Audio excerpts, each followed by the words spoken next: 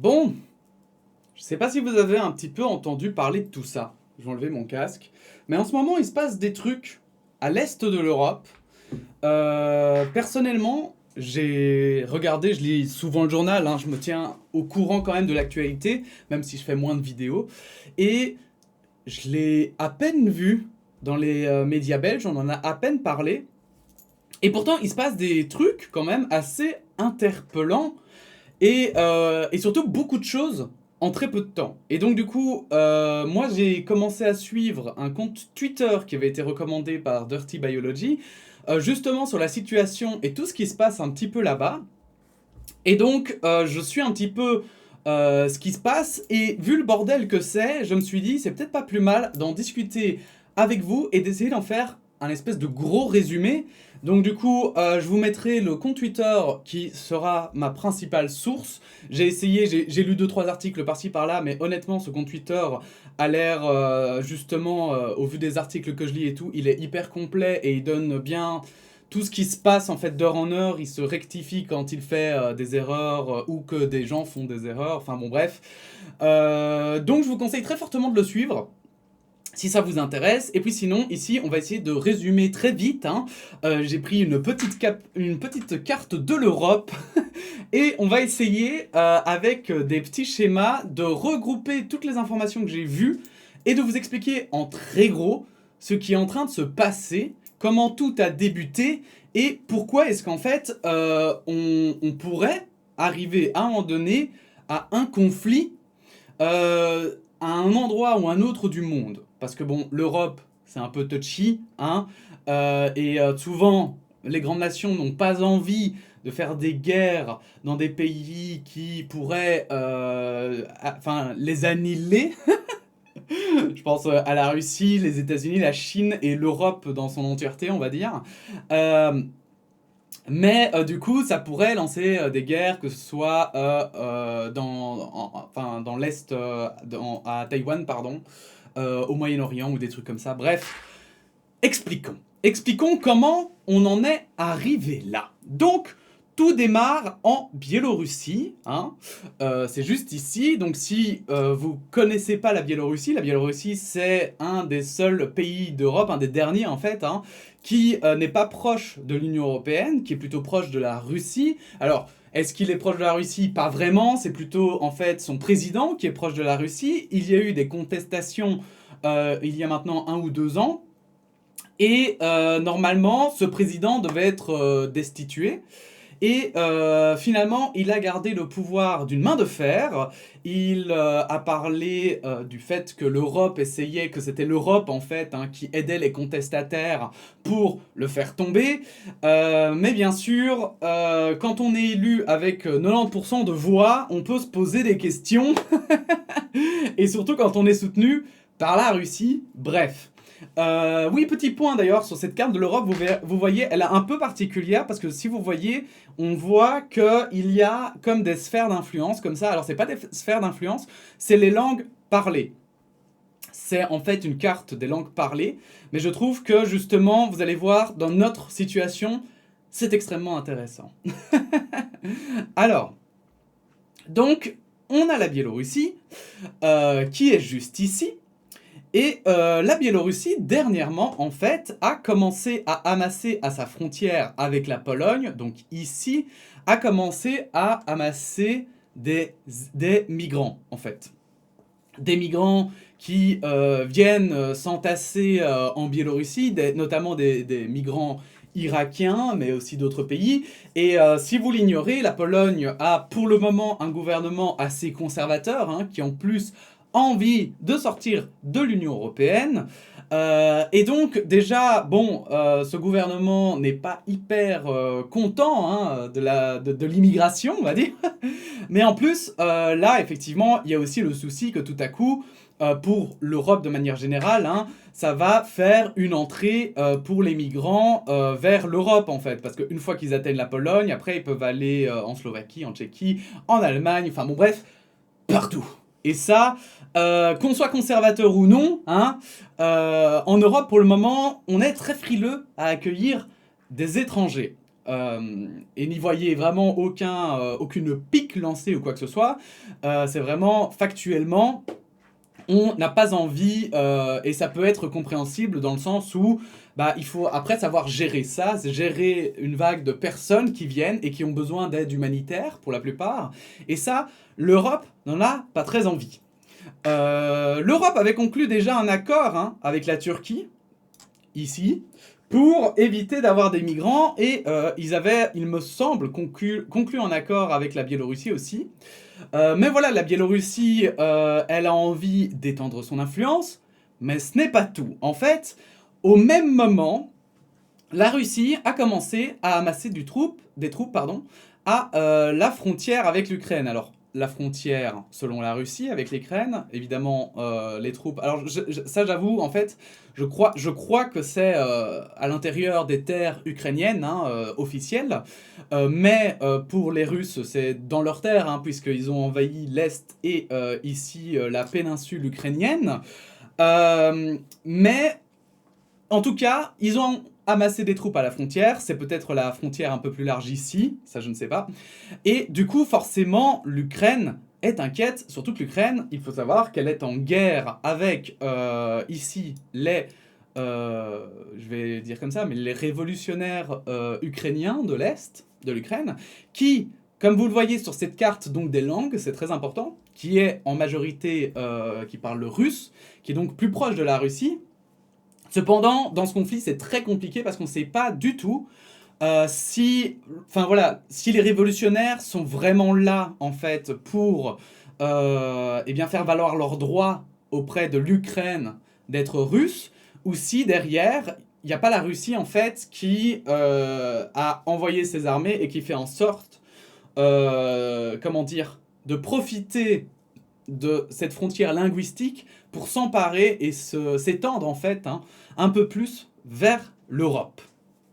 Donc, ça, c'est un petit peu ce qui s'est passé. J'espère que vous avez tout suivi jusqu'à présent. Des questions? Non, j'en vois pas, c'est parfait. J'ai été très clair. Donc, on avait deux points chauds. Donc ici, à la frontière avec la Biélorussie et à la frontière de l'Ukraine. Et en fait, ce que l'Europe suspectait, c'est que la Biélorussie faisait pression en essayant de faire passer des migrants à sa frontière avec la Pologne pour détourner l'attention de l'Europe sur ces migrants plutôt que sur le conflit entre l'Ukraine et la Russie, pour que la Russie étende son territoire. Parce qu'il ne faut pas se mentir, la Russie part du principe que l'Ukraine, la révolte ukrainienne qui a eu lieu en 2016, je crois maintenant, eh bien, que ce n'est pas légitime, que c'est l'Europe qui a mis ça en place pour étendre son influence. Donc, la Russie, elle a très envie d'aller là-bas, mais l'Europe, elle n'a pas envie.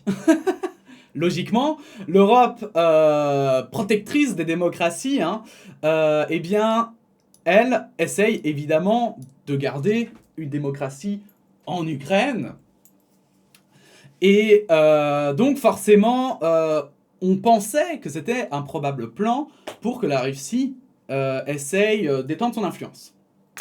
Sauf que du coup, c'est ça qui est très très très délicat, c'est que déjà en fait cette situation de base, alors ça arrive très souvent hein, que la Russie fasse des provocations, notamment qu'elle amasse des troupes à la frontière avec l'Ukraine, que la Biélorussie aussi, hein, puisque la Biélorussie a énormément de sanctions sur la tronche de la part de l'Europe. Donc voilà, jusqu'ici, il n'y avait rien de très inhabituel. Sauf que voilà, maintenant, la Biélorussie, elle joue avec la migration. Et c'est là où en fait, on touche à une différence, c'est que il y a plusieurs choses qui se mettent en place en même temps et qui donc inquiètent en fait les nations européennes et notamment les États-Unis. Car là, en fait, donc la Pologne a amassé des troupes, du coup, à la frontière, mais du coup, la Biélorussie, comme elle a envie de faire chier l'Europe dans son ensemble, on a ici l'Estonie, la Lettonie et la Lituanie, pardon. Et du coup, la Biélorussie a commencé à, pourquoi pas, amasser aussi des troupes en fait de ce côté-là pour essayer de faire passer des migrants. Du coup, Lituanie, Lettonie, Estonie font de même. Et en fait, la Russie fait souvent des provocations en faisant, comme vous voyez, en fait, ici, la Russie a un tout petit coin, ici, hein, qui appartient donc à la Russie, hein, qui est russe, officiellement. Eh bien, la Russie en profite, hein, du coup, aussi, pour faire passer des avions au-dessus de l'Estonie, la Lituanie et la Lettonie, pour aller dans sa petite enclave et revenir.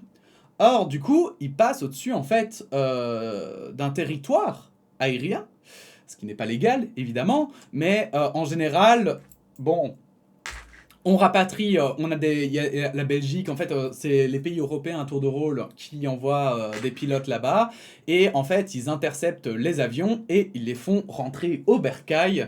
Donc, soit ils les interceptent, souvent, bah, je suppose que ça doit être au-dessus des 3 pays, hein, ils envoient des avions de chasse pour les intercepter. La Russie aussi, dans ses provocations qui sont assez banales, entre guillemets, hein, n'hésite pas à envoyer carrément des avions ici, hop, hop, hop, hop, hop, hop, comme ça, plus ou moins, au-dessus de la mer, j'allais dire Méditerranée, de la mer du Nord, pour ensuite les faire revenir. Voilà. Et du coup, bah, voilà, notamment en Belgique, ça arrive souvent qu'on doive envoyer, enfin souvent, c'est relatif, hein, mais on doit envoyer parfois des F-16 pour les intercepter et les renvoyer en Russie. Bref, notre schéma commence à devenir bordélique, on va changer de couleur, histoire que ce soit plus clair. Donc ça, c'est la situation, on va dire, de base. Sauf qu'on a du coup ces frontières ici, où il y a des armées qui commencent à s'amasser, notamment des forces spéciales biélorusses. Et le problème, c'est que les Russes sont très très très friands de, voilà, de changer d'uniforme. C'est-à-dire que parfois, notamment on l'a vu en Ukraine, ils envoient des soldats russes, mais sous un uniforme révolutionnaire pour faire croire que ce sont des révolutionnaires et pas des Russes. Or, il y a des, voilà, il y a enfin, tout pays a des renseignements, et donc on sait qu'il y a aussi des soldats qui se font passer justement pour des révolutionnaires russes. Pour le moment, il y a donc aussi l'armée ukrainienne, hein, qui est là aussi, je n'avais pas précisé, mais forcément l'armée ukrainienne est sur ce front, et il y a toujours des gens qui meurent, hein, d'ailleurs, à cette frontière. C'est vraiment, c'est une vraie guerre, je veux dire, c'est pas juste une guerre froide, c'est une vraie guerre. Et, et du coup, donc, on a aussi les soldats ici et les soldats là. Alors, l'inquiétude, c'est que du coup, effectivement, s'il y a un faux pas de la part de la Biélorussie ou de la Russie, que si l'un ou l'autre pays, parce que du coup, vous imaginez bien qu'on a une escalade, hein, dans, en tout cas, la préparation au combat. On a notamment l'Amérique qui a envoyé, donc qui a vu l'OTAN à Bruxelles, hein. Bruxelles, vous savez où c'est normalement, pas besoin de vous l'indiquer, qui a envoyé, qui a fait une réunion avec l'OTAN. Ils ont décidé notamment d'envoyer des troupes. Donc on a l'Angleterre qui a envoyé, il me semble, des troupes en Pologne. On a la France qui a donné son soutien à la Pologne et à l'Ukraine, et qui a averti les Russes que s'ils tentaient d'entrer en Ukraine, ils auraient affaire à la France. L'Allemagne s'est jointe à cette allocution. Il me semble, la Belgique ne s'est pas prononcée, il me semble. Mais voilà, on a des pays quand même, donc l'Angleterre, évidemment, du coup, s'ils envoient des troupes, vous imaginez bien que ça veut dire qu'ils sont aussi préparés à une bagarre. Alors bien sûr, ça veut tout et rien dire, hein, préparer les troupes. C'est des choses qui se font couramment quand on veut aussi montrer les gros muscles et qu'on veut faire les gros. Donc, faut pas non plus trop stresser. Mais là où c'est inhabituel, c'est en fait dans la proportion. Ça devient vraiment grand. Et du coup, forcément, l'inquiétude suit aussi la proportion. Parce que notamment, nous avons l'Estonie, la Lituanie et la Lettonie qui ont très peur en fait, parce que vous voyez ici, la Lituanie a une partie de sa population qui est russe, et la Russie n'a jamais caché qu'elle voulait récupérer en fait cette péninsule pardon, pour réunir en fait sa petite enclave qui est juste ici. Et donc, ça commence maintenant, donc aujourd'hui on va dire, dans les dernières nouvelles, hein. En fait, on parle notamment de mettre des missiles nucléaires dans l'est de l'Allemagne. On a la France qui essaye tant bien que mal de se positionner toujours en faveur donc, de l'Ukraine, hein, et peut-être d'envoyer des forces aussi en Pologne ou en tout cas dans ces pays ici, hein, parce qu'il y a évidemment ces pays ici qui rentrent en compte. Et en fait, ce qu'il faut savoir, c'est que j'ai pris une carte de l'Europe parce que principalement, c'est quelque chose qui se passe en Europe.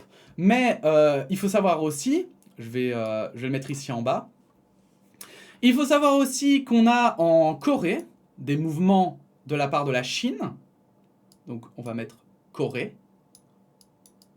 Voilà, putain, j'ai l'impression de faire un PowerPoint pour les pauvres. Et on a aussi Taïwan qui se retrouve tout à coup menacé par la Chine. Alors, la situation de Taïwan, si vous ne la connaissez pas, Taïwan, c'est très simple. C'est qu'en fait, avant, c'était chinois, hein, ça appartenait à la Chine pendant la Seconde Guerre mondiale. Mais c'est, en fait, à la fin de la Seconde Guerre mondiale,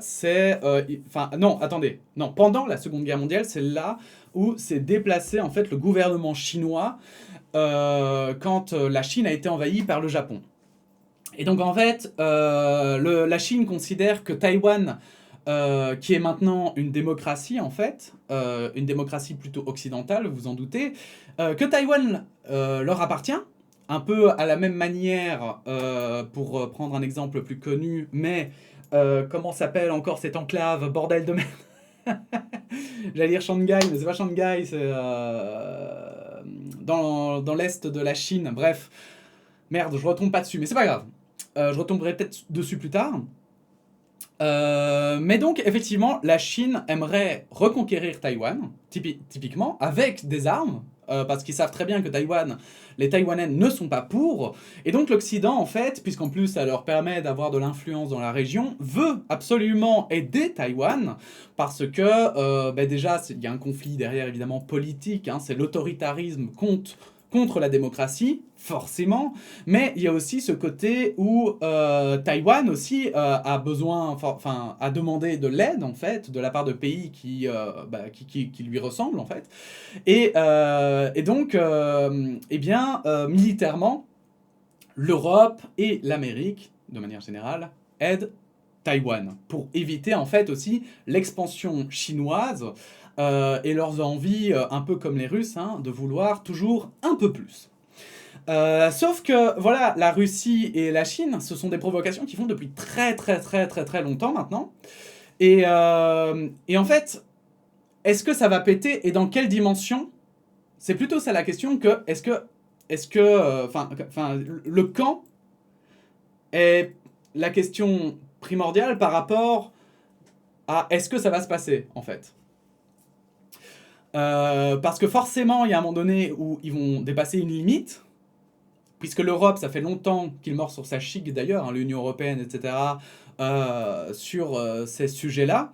Et on l'a vu aussi, parce que maintenant, il y a aussi une composante historique, hein, mais dans l'histoire du monde, pendant la Deuxième Guerre mondiale, souvenez-vous que, notamment, l'Allemagne, hein, nazie, Hitler avait pris la Pologne, à l'époque, avec l'accord des Occidentaux, et ça avait amené à une guerre mondiale. Donc je pense qu'il y a aussi un volet en fait dans la politique mondiale, où on a toujours ça en tête, et où du coup, aujourd'hui, on se méfie énormément des pays qui commencent à prendre des petits bouts comme ça. Parce qu'on se dit, où ça va s'arrêter? Et typiquement, Poutine a toujours montré son désir d'expansion,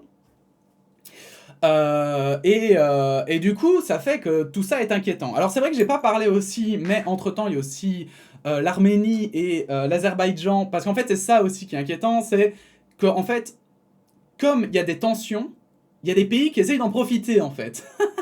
Et qui se disent, bon, tiens, vu qu'ils sont déconcentrés autre part, vu qu'il y a une diversion, moi, je vais en profiter pour grappiller par-ci, par-là des trucs. Et notamment l'Azerbaïdjan et l'Arménie, qui sont tous les deux en guerre, en cessez-le-feu, ils ont recommencé à faire la guerre pendant 2-3 jours, je crois, ce qui a tué quand même 40 soldats en tout, plus ou moins. Et l'Azerbaïdjan a capturé un petit peu de territoire à l'Arménie. Mais là, comme c'est un conflit, je pense, par deux puissances qui sont toutes les deux soutenues par la Russie, c'est la Russie qui a fait un petit peu maître du jeu et qui a dit, bon les gars, on arrête, c'est bon, c'est bon là, nous on a d'autres choses à gérer, hein, prenez votre mal en patience. Mais du coup, voilà, c'est une situation assez particulière. Il y a un militaire, j'ai vu, ukrainien qui est mort aujourd'hui. Voilà. Alors, en fait, en temps normal, il y a déjà des militaires en Ukraine qui meurent. Ça arrive chaque année, à cause justement de ce conflit qui est en Ukraine. Cependant, maintenant, évidemment, ça attire l'attention parce que les yeux sont rivés sur l'Est et sur aussi les mouvements de la Russie et les mouvements de l'Europe. Forcément, plus l'Europe va amener de troupes, plus la Russie va amener de troupes, et la Chine d'ailleurs, hein, et plus en fait les tensions risquent d'augmenter. Et c'est ça qui inquiète tout le monde. Alors, du coup, quelle conclusion à tirer de tout ça? Alors déjà, moi, il y a un truc qui me dérange un peu dans ce conflit, c'est que tout démarre de migrants. Je pense qu'en fait, c'est quand même assez triste qu'on ne sache pas gérer comme ça, je vais dire, des flux migratoires. Quelle que soit la solution, hein, je veux dire, là, vraiment, sortons un petit peu de notre fort intérieur politique. Mais qu'importe en fait les avis et l'opinion politique de chacun, c'est quand même très triste qu'on ne sache pas les accepter, quitte, voilà, que ce soit pour les renvoyer chez eux si vous êtes de droite, ou que ce soit pour les accepter et les accueillir si on est de gauche. Mais regardez quand même, on a ici la Biélorussie et la Russie, qui sont tous les deux des pays... alors je vais le faire encore dans une autre couleur, vous allez adorer, ça va être mais le bordel. Donc on a la Russie et la Biélorussie, quand même, hein, qui sont des pays autoritaires, typiquement, qui sont des pays autoritaires contre tous ces pays-là. Genre rien qu'en termes de territoire, déjà, parce que la Russie, bon, tout là-bas, c'est du désert, hein, y a rien. Donc on peut considérer que tout ça, c'est la Russie. Enfin, on peut déjà se poser la question, est-ce que vraiment... Il n'y a pas quand même un problème dans ce fait de vouloir absolument refuser des migrants? Alors bien sûr, faut pas croire non plus, hein. La Biélorussie, s'ils n'avaient pas joué avec les migrants, ils auraient trouvé autre chose, hein, pour faire diversion. Faut pas être débile non plus et naïf. Mais je trouve que le fait est que là, malgré tout, ils ont utilisé des migrants et que c'est très triste qu'ils aient réussi, entre guillemets, à déstabiliser la région juste avec ça. Autre conclusion que l'on peut tirer, en fait, c'est déjà, voilà, j'explique ça maintenant, et c'est pas, voilà, le titre est alarmiste, bien sûr, parce que vous savez, c'est un peu comme les titres d'articles, on se doit d'essayer d'attirer un petit peu l'attention sur nos vidéos, hein, en tant que vidéaste, mais bien sûr, il faut pas non plus commencer à paniquer et à crier à la Troisième Guerre mondiale dans la rue. On n'en est heureusement pas là. Il faut savoir aussi que c'est quand même des positions très délicates parce que ce soit l'Amérique, la Russie, la Chine, la France, il y a quand même des armes atomiques qui sont toujours présentes et en jeu. Donc en fait, un conflit typiquement atomique ne servirait à rien pour aucun pays.